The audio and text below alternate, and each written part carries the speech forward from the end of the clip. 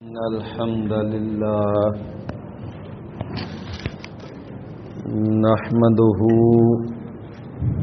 ونصلي ونسلم على رسوله النبي الكريم أما بعد فأعوذ بالله السميع العليم من الشيطان الرجيم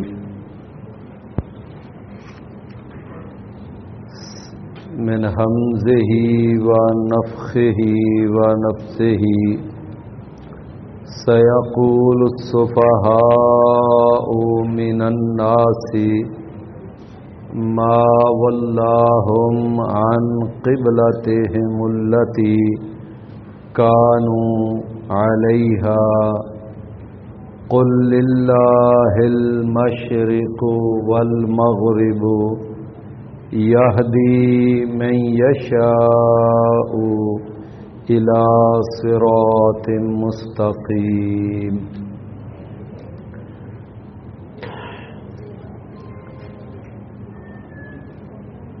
نبی اکرم صلی اللہ علیہ وسلم جب مکہ میں تھے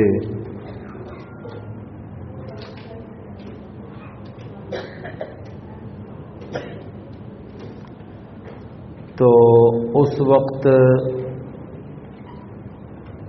آپ مکہ میں جب نماز ادا کیا کرتے تھے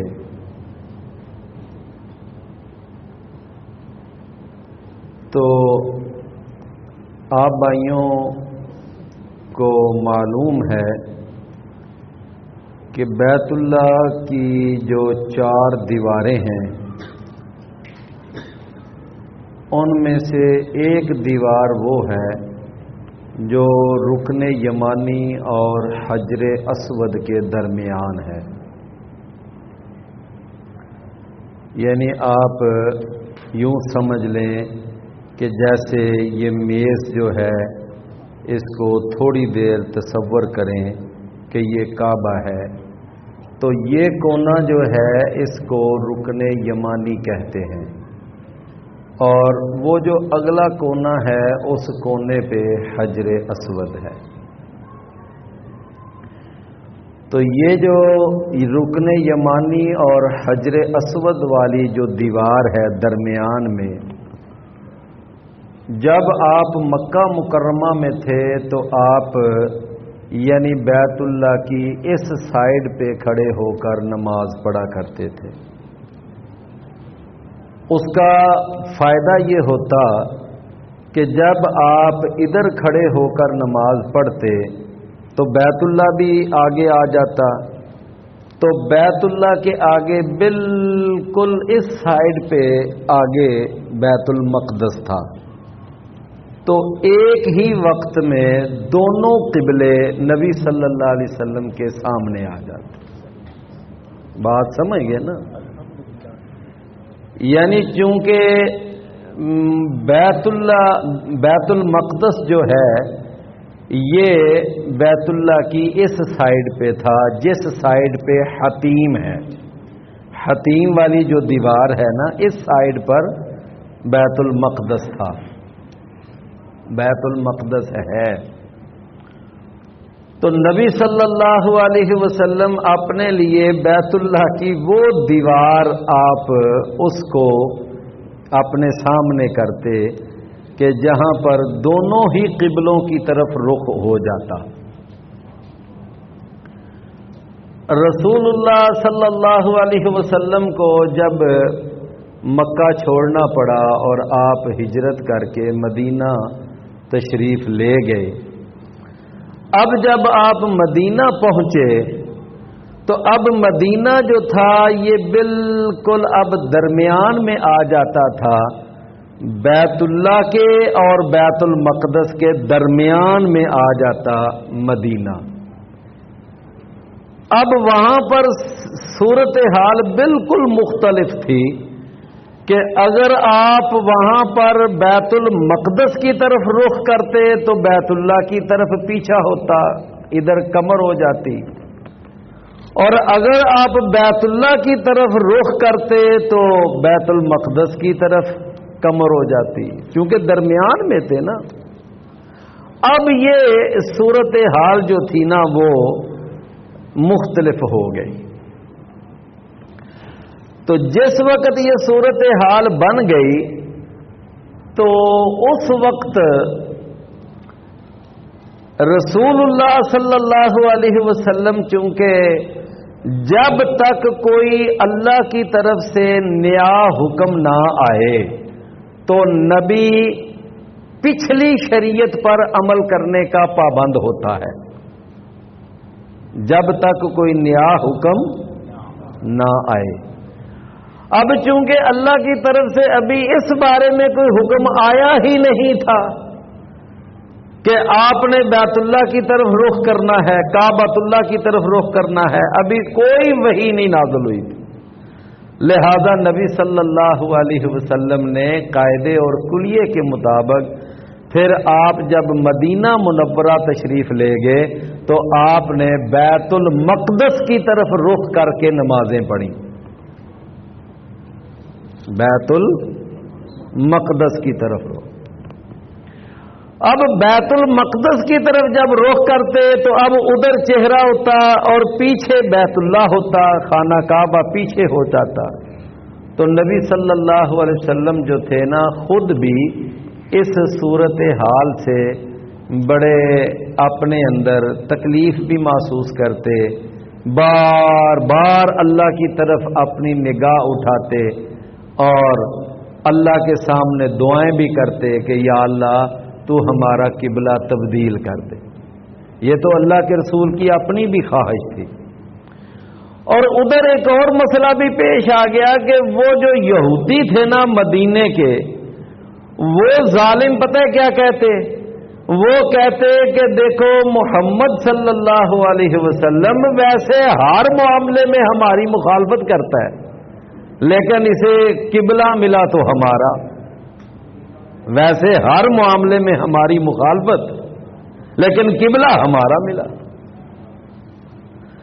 اچھا ادھر یہودیوں کو یہ آبجیکشن تھا اور قریش مکہ یہ اعتراض کرتے نبی صلی اللہ علیہ وسلم پر کہ یہ محمد صلی اللہ علیہ وسلم بھی عجیب آدمی ہے، اپنے آپ کو کہتا ہے کہ میں ملت ابراہیم کا پیروکار ہوں اور میں ابراہیمی ملت پر کاربند ہوں، لیکن اس کو ابراہیم علیہ السلام کا بنایا ہوا قبلہ پسند ہی نہیں آیا اور اس طرف منہ کر کے نماز نہیں پڑھتا، نماز پڑھتا ہے بیت المقدس کی طرف۔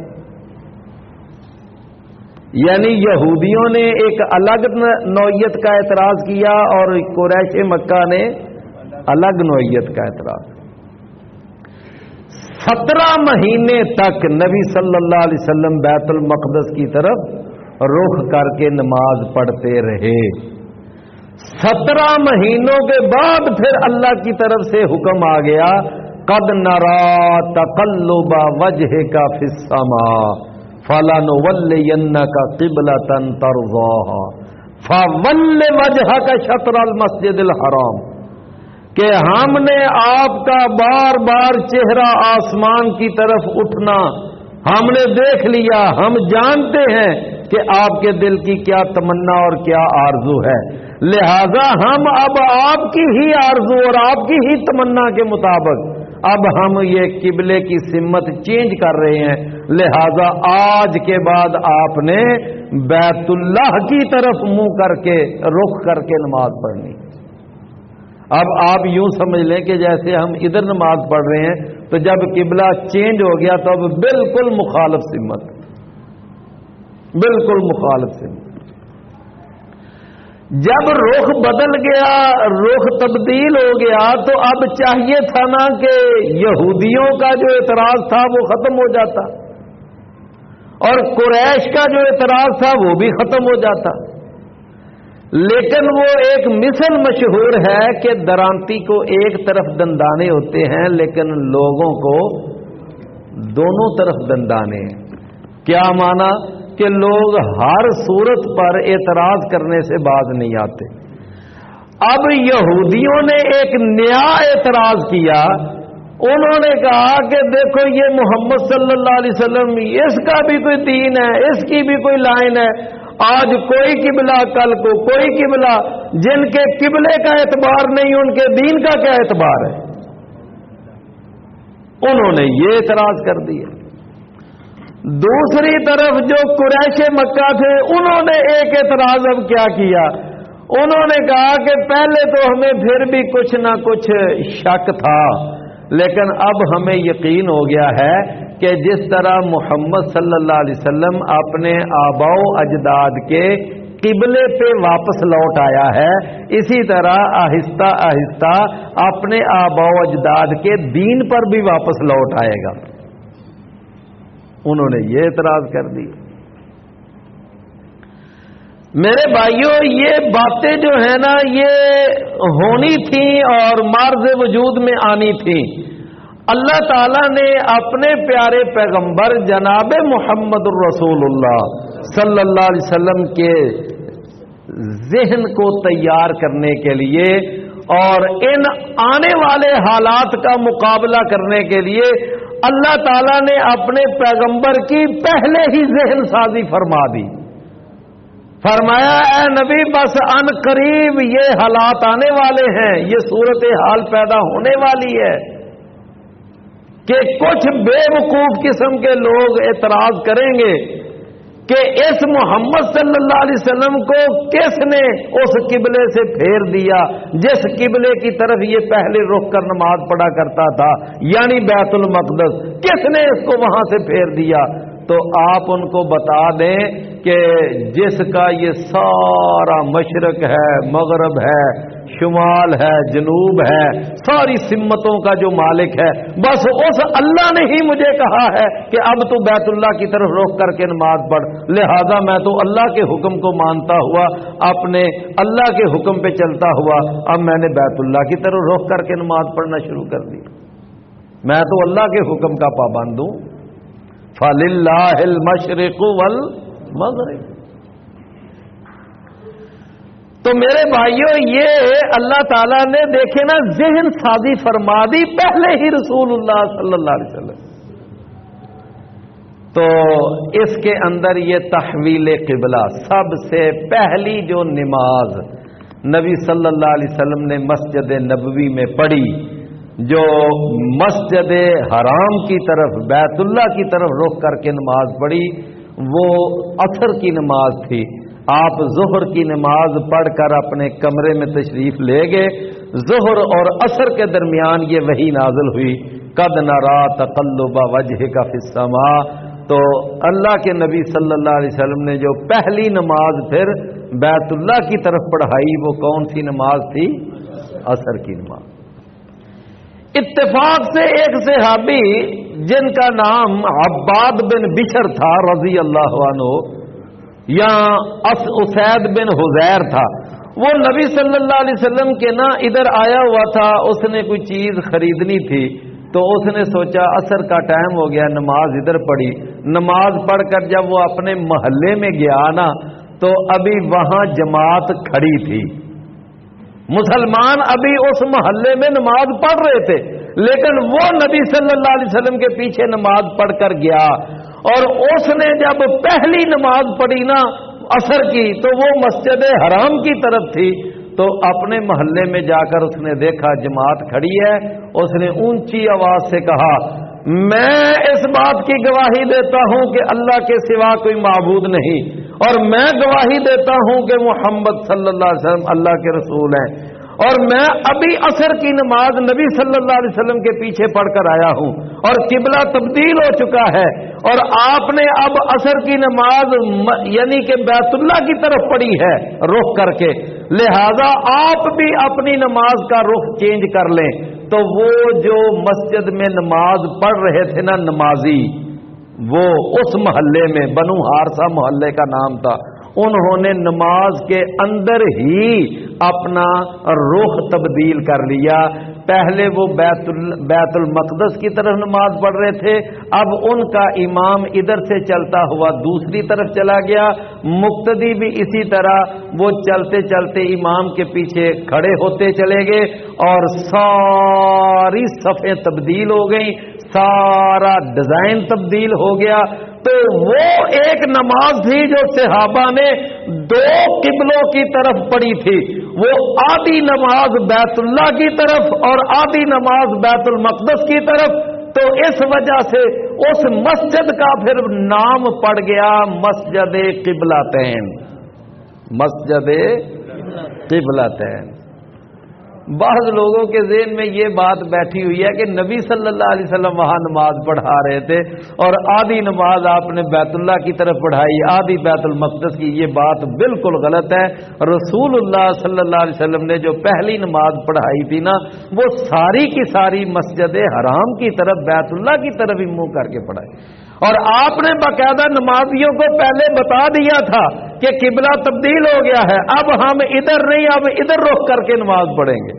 لیکن وہ جو مسجد بنی حارثہ تھی، وہاں پر سب سے پہلی نماز جو پڑھی گئی وہ دو قبلوں کی طرف تھی، یعنی آدھی نماز بیت المقدس کی طرف اور بعد والی دو رکعتیں وہ مسجد حرام کی طرف۔ تو اس مسجد کا نام کیا ہے؟ مسجد قبلتین۔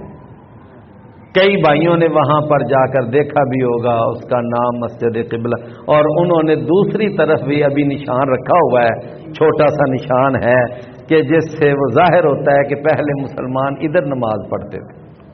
خیر، تو میرے پیارے بھائیوں، یہ تحویل قبلہ کا میں نے آپ کو تھوڑا سا تذکرہ کیا ہے۔ اس کے بعد آگے اللہ تعالیٰ نے پھر اپنے پیارے پیغمبر جناب محمد الرسول اللہ صلی اللہ علیہ وسلم کی امت کی تعریف کی ہے۔ کیا فرمایا؟ وَكَذَلِكَ جَعَلْنَاكُمْ أُمَّةً وَسَطًا لِتَكُونُوا شُهَدَاءَ عَلَى النَّاسِ وَيَكُونَ الرَّسُولُ عَلَيْكُمْ شَهِيدًا، کہ ہم نے تمہیں امت وسط بنایا ہے۔ امت وسط کا کیا معنی؟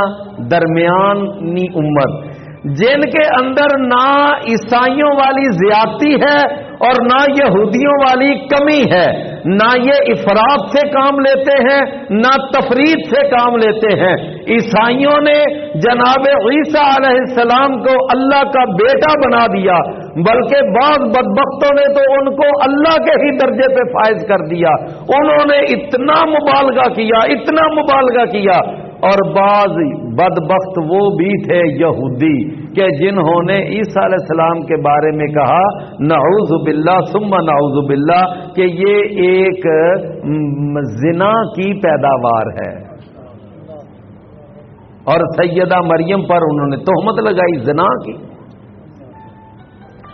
یعنی انہوں نے ان کے بارے میں کیا کہا اور عیسائیوں نے کیا کہا؟ میرے بھائیوں، بالکل اسی طرح بعض لوگ جو ہے نا وہ بے تحاشا مبالغہ کر جاتے ہیں، بے تحاشا وہ یعنی کہ افراط سے کام لے لیتے ہیں۔ وہ نبیوں کو رسولوں کا درجہ ولیوں کو رسولوں کا درجہ دے دیتے ہیں، رسولوں کو خدا کے درجے پہ جا بٹھا دیتے ہیں، شہیدوں کو جو چاہیں خدا کر دکھائیں، نبیوں کا درجہ اماموں کا درجہ رسولوں سے بڑھائیں۔ یعنی بعض لوگوں کا یہ وتیرہ ہے، یہ بالکل بات غلط ہے۔ میرے بھائیوں، امام کو امام کے درجے پہ رکھو، رسول کو رسول کے درجے پہ رکھو، اللہ کو اللہ کا مقام دو، بس یہ ہے اصل انصاف والا دین۔ ایسا نہیں ہونا چاہیے۔ تو خیر، انہوں نے یہ مبالغہ کیا، لیکن مسلمان جو تھے الحمدللہ انہوں نے کہا نہ عیسیٰ علیہ السلام بدکاری کی پیداوار ہے، نہ وہ اللہ ہے، نہ وہ تین خداؤں میں سے ایک ہے، نہ اللہ کے بیٹے ہیں۔ جناب عیسیٰ علیہ السلام اللہ کے رسول ہیں اور اللہ کے کلمے ہیں۔ اللہ نے بغیر باپ کے ان کو مریم علیہ السلام کے بطن سے پیدا کیا ہے معجزانہ طور پر۔ اسلام نے ان کے بارے میں جو صحیح موقف تھا نا وہ پیش کیا، فرمایا اسی طرح ہم نے تمہیں کیا بنایا ہے؟ उम्मत वसत, ताकि तुम लोगों पर गवाही देने वाले बनो। अब लोगों पर गवाही देने वाले बनो का क्या माना कि क़यामत का दिन होगा, अल्लाह ताला मिसाल है कि जनाबे नूह अलैहिस्सलाम को बुलाएगा और नूह अलैहिस्सलाम को और उनकी उम्मत को भी खड़ा करेगा। अल्लाह पूछेगा उनकी उम्मत से कि बताओ मेरे प्यारे नूह ने तुम्हें मेरा पैगाम सुनाया था, पहुंचाया था? तो कौम वाले साफ ही झूठ बोल जाएंगे, कहेंगे नहीं या अल्लाह ये नूह जो है इसने तेरा कोई पैगाम नहीं हमें पहुंचाया। हालांकि उन्होंने 950 साल अल्लाह के दीन की तबलीग की, ना दिन देखा ना रात देखी, ना उन्होंने सुबह देखी ना शाम देखी, उन्होंने कोई अपने आराम की परवाह नहीं की। खलवतों में जलवतों में जाकर उन्होंने एक एक शख्स को अल्लाह का दीन पहुंचाया, लेकिन वो बड़े जालिम थे। जनाब नूह अलैहिस्सलाम को देखकर कहते हैं नूह हमें तो तेरी शक्ल भी अच्छी नहीं लगती, तू हमारी मजलिसों में आ क्यों जाता है? इतनी नफरत करते। क़यामत वाले दिन अल्लाह के सामने कहेंगे कि या अल्लाह नहीं इसने कोई तेरा पैगाम नहीं पहुंचाया था। अल्लाह ताला फिर नूह अलैहिस्सलाम से फरमाएगा कि नूह तूने मेरा पैगाम पहुंचाया था, कोई दलील पेश कर, कोई गवाह पेश कर। तो नूह अलैहिस्सलाम कहेंगे ठीक है या अल्लाह मैं गवाह पेश करता हूं। तो नूह अलैहिस्सलाम फिर मोहम्मद सल्लल्लाहु अलैहि वसल्लम की उम्मत को वहां गवाह के तौर पर पेश करेंगे कि मेरी गवाही वो मोहम्मद सल्लल्लाहु अलैहि वसल्लम की उम्मत देगी। अब हमारी वहां पर गवाही क्यों मोतबर होगी? इसलिए कि हमने कुरान में पढ़ा है ना कि एक नबी नूह आया था, 950 साल उसने तबलीग की थी, अल्लाह ने फिर उनको कश्ती बनाने का हुक्म दिया। बाकी सारी किताबों के अंदर तब्दीलियां हो चुकी, लेकिन कुरान एक ऐसी किताब है इसमें कोई तब्दीली नहीं हो सकी। हम इस कुरान की बुनियाद पर वहां गवाही देंगे कि वाकयातन ये नूह अलैहिस्सलाम जो फरमा रहे हैं ये ठीक फरमा रहे हैं। तो अब अल्लाह कहेगा हमारे बारे में कि अच्छा तुम ये गवाही दे रहे हो ना कि नूह अलैहिस्सलाम की कौम को नूह अलैहिस्सलाम ने पैगाम पहुंचाया था, अब तुम्हारी गवाही कौन देगा? तो फिर हमारी गवाही देने के लिए मोहम्मद सल्लल्लाहु अलैहि वसल्लम तशरीफ लाए कि हाँ मैंने ही अपनी उम्मत को ये सारी बात बताई थी। तो पहली उम्मतों के ऊपर अंबिया की गवाही कौन देंगे? उम्मत मोहम्मद। और उम्मत मोहम्मद सल्लल्लाहु अलैहि वसल्लम की सदाकत की गवाही कौन देंगे? मुहम्मद करीम सल्लल्लाहु अलैहि वसल्लम। फरमाया लितकूनु शुहदा अलन्नास व यकून अर्रसूल अलैकुम शहीदा। अच्छा अब बाज हमारे भाइयों को मुगालता लगा, उन्होंने कहा देखो जी कुरान में आता है वयकून अर्रसूल अलैकुम शहीदा कि रसूल तुम्हारे ऊपर गवाही देने वाला।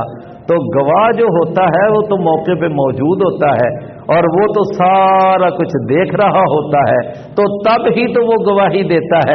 लिहाजा यहाँ जो है ना वयकून रसूल अलैकुम शहीदा, यहाँ से मालूम हुआ कि मोहम्मद सल्लल्लाहु अलैहि वसल्लम जब दुनिया में आए भी नहीं थे, अभी पैदा भी नहीं हुए थे, तो आप दुनिया में आने से पहले भी दुनिया में मौजूद थे और आप आने से पहले भी सारे कायनात के हालात देख रहे थे। लिहाजा आने से पहले भी हाजिर नाज़र थे और अब आकर चले गए तो अब भी दुनिया में हाजिर नाज़र है। अब ये मसला बाद लोगों ने समझ लिया। हालांकि मेरे भाइयों ये कितनी बेवकूफ़ी वाली बात है कि रसूलुल्लाह सल्लल्लाहु अलैहि वसल्लम के इस लफ्ज़ शहीद से ये साबित करना कि नबी सल्लल्लाहु अलैहि वसल्लम दुनिया में आने से पहले भी दुनिया में मौजूद थे और दुनिया से जाने के बाद भी अब दुनिया में मौजूद हैं और अब भी हाजिर नाज़र हैं, हर जगह पर मौजूद हैं, हमारी बातें भी सुनते हैं, हमारे हालात भी देखते हैं। ये अकीदा नबी करीम सल्लल्लाहु अलैहि वसल्लम के बारे में ये बहुत बड़ा जहालत वाला अकीदा है। ये अकीदा ये सही अकीदा नहीं है। मेरे भाइयों सिर्फ ये कहना کہ گواہ وہ ہوتا ہے جو موقع پہ موجود ہو، یہ بات تو ویسے ہی غلط ہے۔ جناب یوسف علیہ السلام کی گواہی جس گواہ نے دی تھی کہ اس کی قمیض دیکھو، اگر وہ آگے سے پھٹی ہوئی ہے تو پھر یوسف یعنی کہ جھوٹ بول رہا ہے، اور عزیز مصر کی بیوی سچ بول رہی ہے، اور اگر قمیض کو دیکھو اگر پیچھے سے پھٹی ہوئی ہے تو پھر یوسف سچا ہے اور عزیز مصر کی بیوی جھوٹ بول رہی ہے۔ جب انہوں نے یہ دلیل دے دی، یہ قرینہ بیان کیا، تو جب قمیض دیکھی تو وہ پیچھے سے پھٹی ہوئی تھی۔ اب اس موقع پر وہ گواہی دینے والا جو گواہ تھا، کیا اس وقت اس موقع پر موجود تھا جب یعنی یوسف علیہ السلام بھاگ رہے تھے اور عزیز مصر کی بیوی پیچھے پیچھے وہ وہاں پر موجود تھا؟ نہیں۔ تو میرے بھائیوں یہ بات معلوم ہوئی کہ کسی گواہ کے لیے موقع پر موجود ہونا لازم نہیں۔ بعض اوقات بندہ کسی مضبوط بنیاد کی وجہ سے بھی گواہی دے سکتا ہے، اور اس کی دوسری دلیل یہ ہے، ایک دفعہ صحیح بخاری میں واقعہ آتا ہے کہ نبی صلی اللہ علیہ وسلم کا ایک عرابی کے ساتھ ایک گھوڑے کا سودا ہو گیا۔ آپ آ رہے تھے، ایک آدمی نے کہا جی میں نے یہ گھوڑا بیچنا ہے، فروخت کرنا ہے، کوئی ہے لینے والا؟ رسول اللہ صلی اللہ علیہ وسلم نے فرمایا کتنے پیسے لینے ہیں اس کے، کتنی قیمت ہے اس کی؟ اس نے کہا اتنی قیمت ہے۔ آپ نے اس سے سودا طے کر لیا۔ آپ نے فرمایا کہ تو اب میرے ساتھ چلنا، میں آپ کو گھر جا کر اس کی جتنی رقم ہے، اس کی جتنی پیمنٹ ہے آپ کو میں ادا کر دیتا ہوں۔ اب وہ آپ کے پیچھے پیچھے آ رہا ہے، نبی صلی اللہ علیہ وسلم آگے آگے جا رہے ہیں، وہ پیچھے پیچھے۔ اچھا، راستے میں آتے آتے کسی اور نے اس کو روک لیا۔ اس نے کہا کہ یہ گھوڑا بیچنا ہے؟ اس نے کہا ہاں بیچنا ہے۔ اچھا کتنی قیمت؟ اس نے کہا اتنی قیمت۔ اس نے کچھ دینار زیادہ قیمت لگا دی، بس اتنے میں ہی اس کا دل جو تھا وہ ڈگمگا گیا۔ اس نے کہا محمد صلی اللہ علیہ وسلم نے تو اتنے پیسے کہا تھا، یہ مجھے کہ 200-400 درہم زیادہ دے رہا ہے، لہذا اس نے وہاں اس کے ساتھ ہی نا سودا کرنے کا ارادہ کیا۔ دور سے آواز دیتا ہے، کہتا ہے محمد صلی اللہ علیہ وسلم بتاؤ آپ نے یہ گھوڑا خریدنا ہے یا نہیں خریدنا؟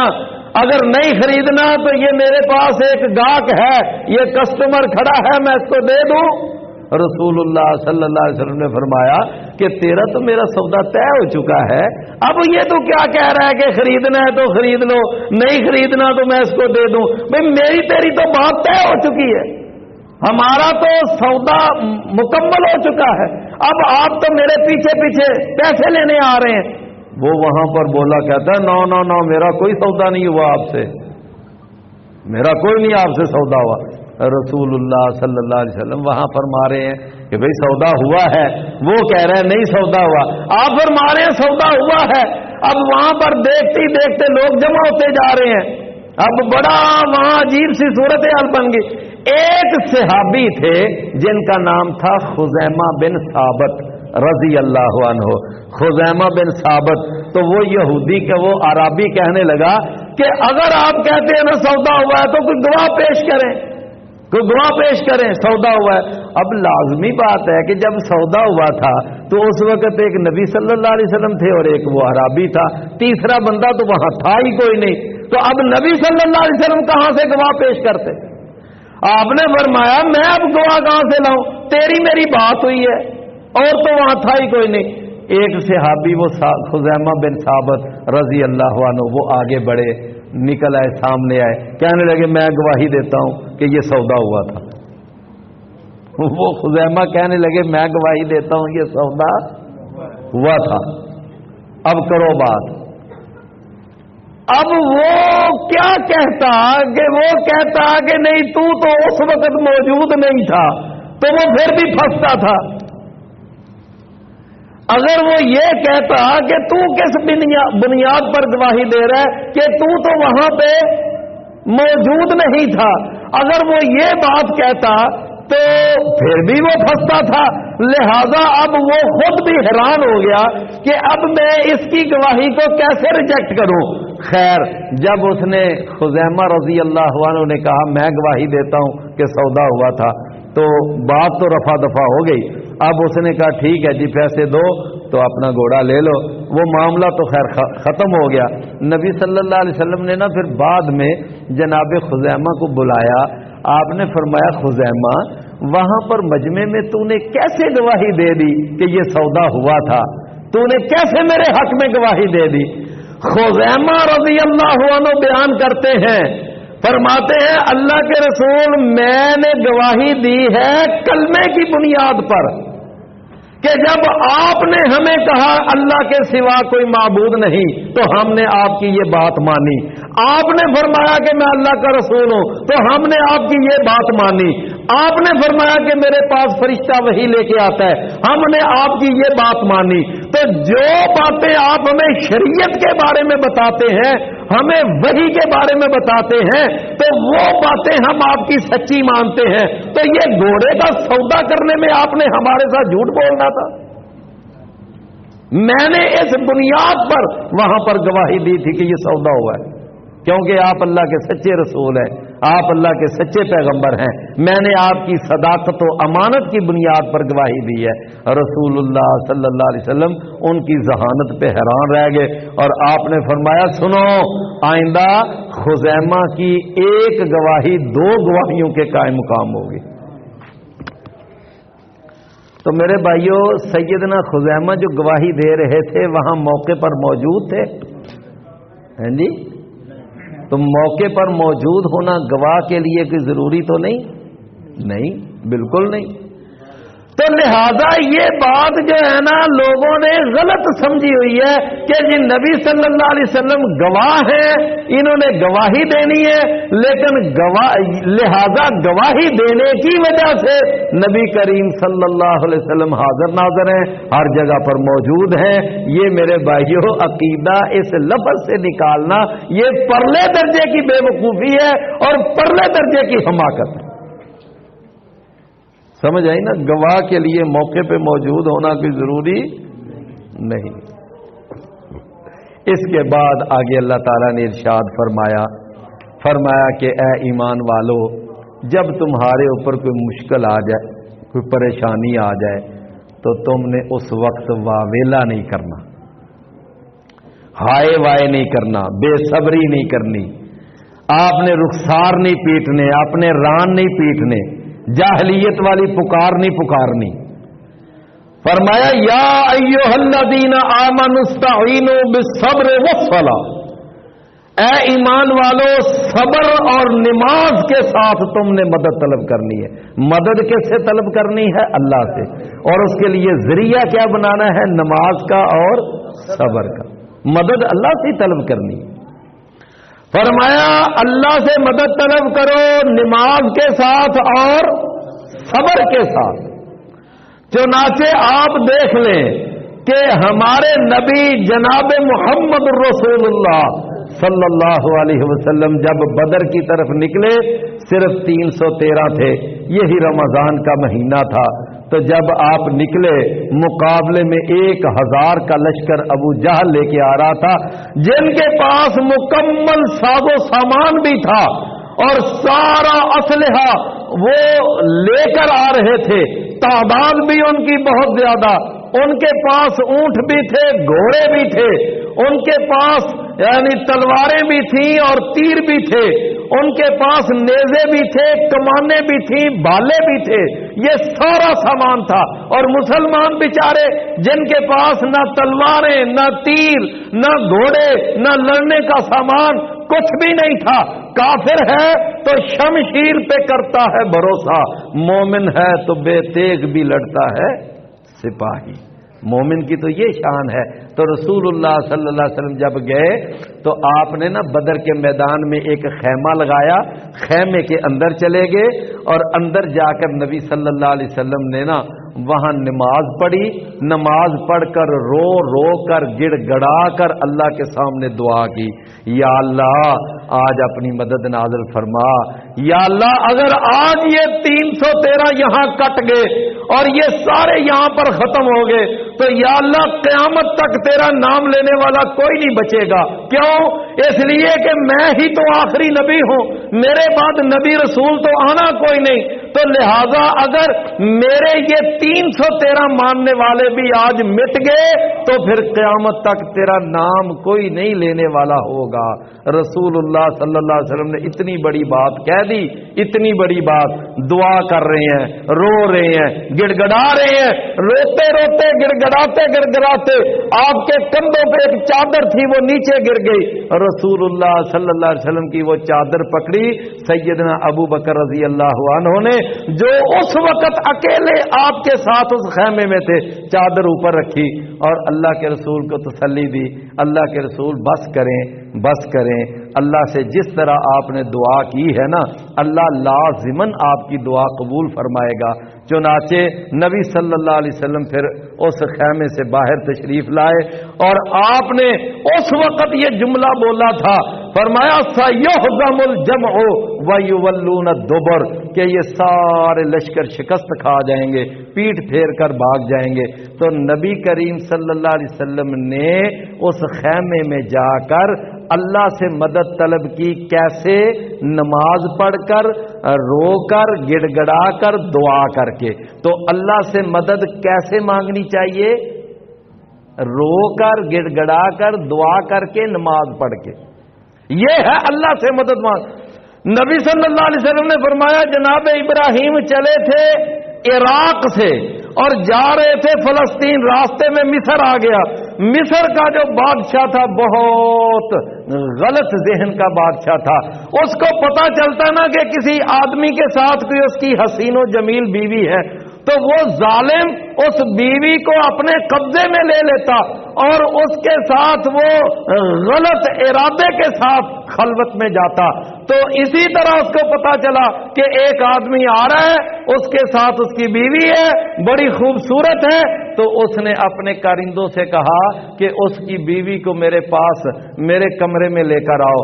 اب جس وقت وہ بیوی ادھر گئی نا، سیدہ سارہ رضی اللہ عنہا، جناب ابراہیم علیہ السلام دوسرے کمرے میں ہیں، ان کو ایک الگ کمرے میں قید کر دیا گیا، بیوی ان کی وہ اس بادشاہ کی خلوت گاہ میں لے جائی گئی۔ جب وہاں پر گئیں، سیدہ سارہ نے وضو کیا، نماز پڑھی، نماز پڑھ کے اللہ سے دعا کی، یا اللہ اس ظالم بادشاہ سے مجھے محفوظ فرما، اللہ میری عزت، میری آبرو، میری عفت اللہ یہاں محفوظ فرما۔ لو انہوں نے وضو کر کے نماز پڑھی اور اللہ سے دعا کی، اللہ تعالیٰ نے یعنی کیسے محفوظ کیا پھر ان کو، جب وہ ظالم بادشاہ آگے بڑھنے لگا تو فوراً وہ اپنے یعنی چہرے کے بل زمین پہ جا گرا، ایڑیاں زمین پر رگڑنے لگا کہ جس طرح اس کو بہت بڑا کوئی سخت دورہ پڑا، کہنے لگا کہ تو دعا کر میری یہ تکلیف دور ہو جائے، اب میں تیری طرف نہیں برے ارادے سے بڑھوں گا۔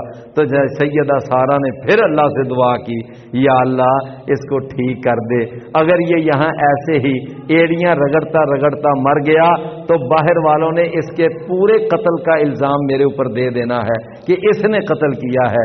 انہوں نے دعا کی، وہ ٹھیک ہو گیا۔ بہرحال ادھر سیدہ سارہ نے نماز پڑھ کر اللہ سے مدد طلب کی، ادھر جناب ابراہیم علیہ السلام جس کمرے میں بند تھے وہ وہاں پر نماز پڑھ کر اللہ سے دعا مانگ رہے تھے، یا اللہ میری بیوی کی عزت اور آبرو سلامت رکھنا۔ یہ میرے بھائیوں معلوم یہ ہوا کہ جب کبھی پریشانی آ جائے، کوئی مشکل آ جائے، کوئی اس طرح کا معاملہ بن جائے تو اس وقت اللہ سے مدد طلب کرنے کے لیے جو بہترین طریقہ ہے وہ کیا ہے کہ بندہ پہلے وضو کرے، نماز پڑھے، پھر اللہ سے مدد طلب کرے۔ یہ انبیاء کا طریقہ ہے، یہ صلحاء کا طریقہ ہے، صدیقین کا طریقہ ہے، اور اس طریقے کو اپنانا چاہیے۔ رسول اللہ صلی اللہ علیہ وسلم نے تعلیمات دی ہیں کہ جب کوئی مشکل آئے، پریشانی آئے تو اس وقت تم نے کیا کیا کرنا ہے کہ تم نے اللہ سے مدد طلب کرنی ہے اور یہ کہنا ہے اللہم اجرنی فی مصیبتی واخلف لی خیرا منہا۔ بس ایک حدیث سن لیں، رسول اللہ صلی اللہ علیہ وسلم نے ایک دفعہ صحابہ کے اندر یہی حدیث یاد کروائی، یہ دعا یاد کروائی کہ جب مشکل آ جائے تو اس طرح دعا کیا کرو۔ تو سیدہ ام سلمہ کو سیدنا ابو سلمہ نے آ کر گھر بتایا، دونوں خامد بیوی تھے، آپس میں بڑا پیار بھی تھا، بڑی محبت بھی تھی. تو آ کر نا سیدنا ابو سلمہ نے بتایا ام سلمہ آج نا نبی صلی اللہ علیہ وسلم نے یہ دعا یاد کروائی ہے اور یہ دعا تو بھی یاد کر لے. کہتی ہے میں نے بھی دعا یاد کر لی. تھوڑی دیر گزری، احد کی جنگ ہوئی تو ان کا خاوند ابو سلمہ احد کی جنگ میں شہید ہو گیا. کہتے ہیں مجھے وہ یاد آیا کہ ایک دفعہ نا ابو سلمہ نے ایک دعا مجھے یاد کروائی تھی، تو میں نے وہ دعا یعنی کہ پڑھی کہ اللہم اجرنی فی مصیبتی، یا اللہ اس مصیبت میں مجھے اجر عطا فرما، واخلف لی خیرا منہا، یا اللہ اس کا مجھے نعم البدل بھی عطا فرما. کہتی ہے ویسے میں نے نا الفاظ تو کہہ دیے لیکن میرے دل کے اندر نا یہ تھا کہ بھلا ابو سلمہ سے بہتر خاوند مجھے کون مل سکتا ہے. وہ اتنا اچھا سلوک کرنے والا، محبت کرنے والا، میرا خیال رکھنے والا، بچوں کا خیال رکھنے والا، ہمیں اتنی سہولتیں مہیا کرنے والا، ابو سلمہ سے بہتر خاوند مجھے کیسے ملے گا. کہتی ہیں کہ میری ابھی عدت مکمل ہوئی تو مجھے فوراً مجھے نا رسول اللہ صلی اللہ علیہ وسلم نے پیغام بھیج دیا کہ ام سلمہ میں تیرے ساتھ نکاح کرنا چاہتا ہوں. کہتی ہیں مجھے خوشی تو بڑی ہوئی کہ رسول اللہ صلی اللہ علیہ وسلم نے مجھے آفر کی ہے نکاح کی. تو میں نے کہا کہ اس میں تو کوئی شک نہیں، مجھے بڑی خوشی ہے، لیکن بہرحال میں آپ سے 2-3 باتیں عرض کرتی ہوں. جو پیغام لے کر آیا تھا نا نکاح کا، تو اس کو ہی انہوں نے کہا کہ پہلی بات یہ بتا دینا جا کر رسول اللہ صلی اللہ علیہ وسلم کو کہ میں نا اب بوڑھی ہو چکی ہوں، میرے اندر اب وہ جوانی والا معاملہ نہیں ہے، تو بوڑھی ہونے کی وجہ سے میں آپ کی اس طرح خدمت نہیں کر سکوں گی. دوسری بات یہ ہے کہ میرے ساتھ کچھ بچے بھی ہیں، اگر آپ نے میرے ساتھ نکاح کیا تو پھر بچوں کا بوجھ بھی آپ پر آئے گا. اور تیسری بات یہ ہے کہ میری زبان میں نا تھوڑی سی سختی بھی ہے، تو آپ تو چونکہ صرف خامد ہی نہیں ہوں گے، اللہ کے رسول بھی ہیں، کہیں ایسا نہ ہو کہ میری زبان سے کوئی سخت جملہ کبھی نکل جائے، پھر کیا بنے گا. تو یہ 3 باتیں ہیں. نبی صلی اللہ علیہ وسلم نے وہ جو پیغام لے کر گیا تھا نا، اس کو آپ نے پھر واپس بھیجا. فرمایا جاؤ جا کر ام سلمہ سے کہو کہ اگر وہ بوڑھی ہو چکی ہے تو میں کون سا جوان ہوں، میں بھی تو کافی بوڑھا ہو چکا ہوں، عمر تو میری بھی کافی ہو چکی ہے. دوسری بات بچوں کی، تو جہاں ہم کھائیں گے وہاں بچے بھی کھائیں گے، جو اللہ ہمیں رزق دے گا وہ بچوں کو بھی رزق دے گا. تیسری رہ گئی بات زبان کی سختی کی، تو فرمایا میں اللہ سے دعا کروں گا یا اللہ اس کی زبان میں نرمی پیدا کر دے، تو اللہ تعالیٰ میری دعا کی وجہ سے نرمی پیدا کر دے گا. تو میرے بھائیوں اس طرح رسول اللہ صلی اللہ علیہ وسلم کا سیدہ ام سلمہ سے نکاح ہو گیا. تو معلوم یہ ہوا کہ کوئی مصیبت آ جائے، پریشانی آ جائے تو صبر کرنا چاہیے اور نماز پڑھنی چاہیے اور اللہ تعالیٰ سے مدد طلب کرنی چاہیے. جو صبر کرنے والے ہیں وہ ہی ہدایت یافتہ ہیں، ان پر ہی اللہ کی رحمتیں نازل ہوتی ہیں. بے صبروں پر اور جزا فضا اور نوح اور ماتم کرنے والے بے ہدایتیں ہیں اور ان کے اوپر اللہ کی رحمتیں نازل نہیں ہوتی. اللہ تعالی ہمیں سمجھنے عمل کرنے کی توفیق.